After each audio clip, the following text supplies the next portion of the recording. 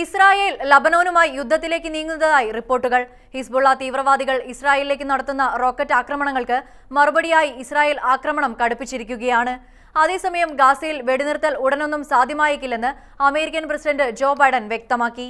Hezbollah ഇസ്രായേലിലേക്ക് ആക്രമണം നടത്തിയാൽ ലെബനോന്റെ തലസ്ഥാനമായ ബെയ്റൂട്ടിനെ മറ്റൊരു ഗാസയാക്കി മാറ്റുമെന്ന് ഇസ്രായേൽ പ്രധാനമന്ത്രി ബെഞ്ചമിൻ നെതന്യാഹു നേരത്തെ മുന്നറിയിപ്പ് നൽകിയിരുന്നു.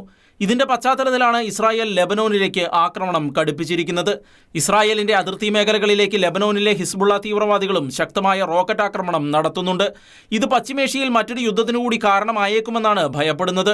ഇസ്രായേൽ സൈന്യം ലെബനോന്റെ ഉള്ളിലേക്ക് കടന്ന് പല ഭാഗങ്ങളിലും റോക്കറ്റ് ആക്രമണവും വ്യോമാക്രമണവും നടത്തിയിരുന്നു. ഇത് കൂടുതൽ വ്യാപിപ്പിക്കാനും ലെബനോനിലേക്ക് കൂടി സൈനിക നീക്കം നടത്താനും ഇസ്രായേൽ തയ്യാറെടുക്കുന്നതായുള്ള സൂചനകളാണ് പുറത്തുവരുന്നത്. അതേസമയം ഗാസയിൽ ഉടൻ ഒരു വെടിനിർത്തൽ ഉണ്ടാകാനുള്ള സാധ്യതകളെ തള്ളിക്കളഞ്ഞ ജോ ബൈഡൻ വെടിനിർത്തൽ നടപ്പിലാക്കണമെങ്കിൽ ഹമാസിനാണ് മാറ്റം ഉണ്ടാകേണ്ടതെന്നും വ്യക്തമാക്കി. ഇതോടെ ഇസ്രായേൽ റാഫയിലേക്ക് നടത്തിക്കൊണ്ടിരിക്കുന്ന സൈനിക നീക്കം ഉടനൊന്നും അവസാനിക്കില്ലെന്ന സൂചനകളാണ് പുറത്തുവരുന്നത്. ഇന്റർനാഷണൽ ഡെസ്ക്, ഷെക്കേന ന്യൂസ്.